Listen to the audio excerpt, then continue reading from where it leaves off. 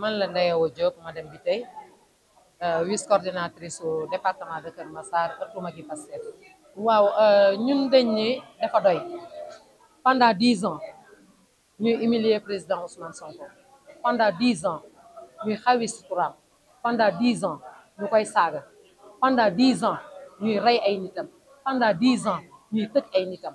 bu ñu demee tey sénégalais yi ne doy na ba ñu xeex ba jël réew mi teg ko ci loxo président Diomaye Diakhar Faye, dama yaakaar ne ñii di wax tey fan la ñu nekkoon bi loolu yëpp di am.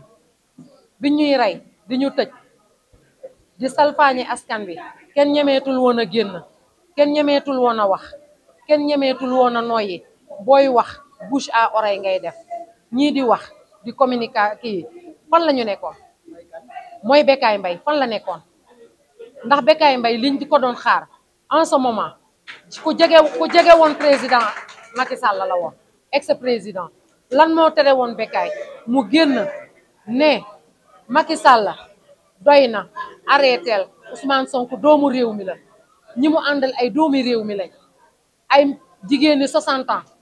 man mii keroog lañ ma jàpp bi ñu jàppee président Diomaye le 14 avril ci kanamu liggéeyukaayam. toroxal nit paasewul loolu, ndax ki nekk ci liggéeyam ma nga ca la neex yàlla la ko askanu Sénégal doon sant. ñu tey di ko pamti pamtee ba 1h du matin ñu jël ko moom ci boppam moo mujjee wax bàyyi leen ma dem. booba temps ñun ñoo ngi taxaw di ko défendre mais amuñu woon doole, amuñu woon force. ñun ñi fi toog jàpp nañ ñu def 1 an ci biir kaso bi. particulier man mii taxaw le 28 avril lañ ma jàpp ma def 1 an. lan lañ ma doon teg? force spéciale, organisation association de malfaiteurs, organiser manifestation non autorisée. lan lañ ma doon tegal ne dama lëkkaloo ak waa Al-Qaïda. fan la Bécaye nekkoon booba? ñu ne dama financé 4 millions pour ñu taal réew mi. su ma ko taaloon heure bi est-ce que tey fii ñu nekk du ñu nekk ci réparé? fan la Bécaye Mbaye nekkoon? te yaayu jàmbur la, jabaru jàmbur la, jigéenu jàmbur la. coordinateur bii fi taxaw en pleine journée lañ ko jàpp mu doon doxe ay soxlaam. fan la Bécaye Mbaye nekkoon? jëkkëru jàmbur la, dafa jaboot. képp ci ñun ku ñu jàpp mag nga, responsable. te lan moo taxoon Macky Sall di ko def? pour toroxal président Ousmane Sonko. mais gis nga booy toroxal doom ju ndeyam liggéey da ngay sonn. ñun désormais dañ ne désormais à partir de tey mayetuñu kenn kuy génn di bind ci gouvernement bi fi ne, particulièrement Waly Diouf Bodian ci li ko Sénégal askanu Sénégal yónni ci la ne. Waly Diouf Bodian du xippi bëtam xool nit. Waly Diouf Bodian foo ko fekk mi ngi sëgg. nitu kers la, responsable la, kilifa la, nit ku humble la. mais tey lan mooy waral Bécaye di jël baat bu ñaaw di ko teg?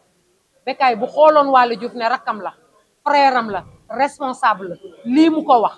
ndax du ko wax Mamadou Mbaye mi di doomam, du ko wax ak rakkam yi mu bokkal ndey ak baay. syndicat yi dañ leen dara ñoru fi bañ koy màcc. Waly Diouf ci liñ ko sant ci la nekk. ndax bu ñu nee audit tey mais Olof Njaay nee na sàcc buggul ay paan yuy yëngu. ndax boo duggee ci kër di sàcc ci ne yëngu da ngay yaakaar ne ni te ñëw pour jàpp la. ñi nga xam ne ñu ngi woon ci lekk ci alalu askan bi tëdd muy dox ba Waly Diouf ne audit te la ñu commencé mayetuñ ko jàmm. mais ñi nga xamante ne wóolu nañ seen bopp xam nañ ñu ngi tegu ci yoon wu baax bi, yoonu jubal jubbanti bi, ñooñu tiituñu rafuñu ci biir porte dañuy continuer di yoon def liggéeyam. nañu bàyyi yoon kenn du ko jiitu. yoon bi dañ ne mbalit mi fi nekkoon président bi raxas na ko. contingent wu Tambacounda dem nañu. ñii fi nekk dañ ni leen bu benn dossier buñ ci tegati conc. dossier ya ñu tegoon conc bi teggi nañ ko. te Bassirou Diomaye du ko def ndax sénégalais yëpp la yemale. ñëpp a yem ci moom. ndax nag askanu Sénégal ba ñu xoolee xam ne torturé nañ leen, sonal nañ leen, am nañu dagg seeni billet avion ñëw ci Sénégal gi voté. te loolu yëpp lan moo tax? ngir naqaru xol bi nekkoon ci seen xol, ngir angoisse bi ñu amoon, ngir torture bi ñu amoon. tey jii loolu jeex. dañ ni personne ne peut pas être dessous de la loi. yoon bi nañ ko bàyyi mu def liggéeyam. ku yoon pengle nga wuy ji. bu dee na nga lekk alalu askan bi nga delloo ci ni mu gën a rafete. boo ko delloowul nag kaso bi moom chambre 1 nga fa ba chambre 9 ba chambre 5 ñëpp xam nañ kaso ba neexalul kenn. te justice bi nañu tëddee njaaxanaay.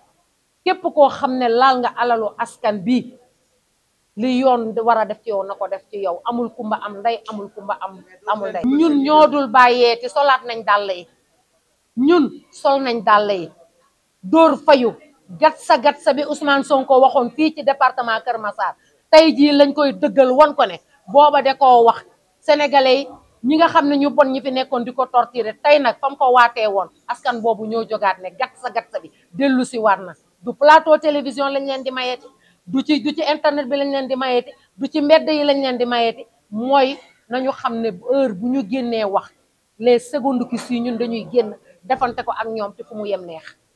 Ousmane Kébé, coordinateur départemental des Magui Pastef de Keur Massar et vice-coordinateur national des Magui Pastef. Oui, on vient de tenir un point de presse et l'objectif du point de presse est de dénoncer les attaques. Les attaques qu'on ne peut pas justifier sur notre coordinateur départemental, Waly Diouf Bodian. Et il est directeur du port. Il avait une démarche scientifique. La démarche était de recevoir les données, rechercher les données avec l'audit, ensuite d'analyser les données, les trier et ensuite prendre des décisions. Dès qu'il a commencé à chercher les données, il y a des malfaiteurs, je peux dire, qui sont sortis pour l'attaquer, et injustement. Et là, nous, on est à la base, on est obligé de réagir. Ce qui est à l'origine de notre réaction d'aujourd'hui. Effectivement, est-ce qu'il y avait récréation? Parce que nous, depuis après les élections, on continue à travailler, depuis après les élections. Je pense qu'il y a des jeunes qui sont là. Nous, Pastef de Keur Massar, nous ne sommes pas des réactionnaires, nous sommes des actionnaires. Chaque fois qu'on a des problèmes, on réagit. Le Gatsa a démarré ici. Nous ne sommes pas des poltrons. Maintenant, les gens là tapés dans l'ombre sont en train d'agresser nos leaders. Il faut que ça cesse, il faut que ça s'arrête. Sinon, aussi, on va réagir comme le principe de l'action et de la réaction. Donc, désormais, arrêtez vos actions, sinon on va réagir. Et la réaction de Pastef, sa dimension n'est pas mesurable. Bon, Bekembe, c'est un cas particulier, hein, parce qu'il y a des communicateurs quand même qui communiquent bien. Mais lui, son cas est un cas qu'on ne peut pas maîtriser. Parce que peut-être derrière, il y a des gens, s'ils ont des problèmes, ils donnent de l'argent à quelques-uns pour qu'ils puissent communiquer à leur place. Et ça ne passera pas. Nous, on est des gens bien réfléchis. Oui, il est mal placé pour parler parce qu'il ne parlait pas avant.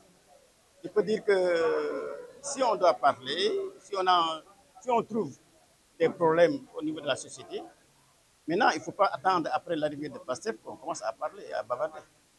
Mais les tortures, les arrestations, les tueries, mais il était là. Il n'a jamais parlé. Donc, pourquoi attendre ce moment pour parler? Là, je pense que ce n'est pas normal. Il faut qu'il arrête. Il faut qu'il arrête. On le respecte, on respecte sa famille. Mais quand même, il faut qu'il arrête. Donc, le principe fondamental, action-réaction, si quelqu'un agit sur toi, tu as le pouvoir de réagir. Oui, nous soutenons cette mission de compte qui est en gestation. Parce que aussi, on peut dire qu'on l'avait posé depuis longtemps, bien avant les élections. Donc, après les élections, c'est la continuité. Il faut revoir tout ce qui n'est pas bon, ensuite de les gérer correctement.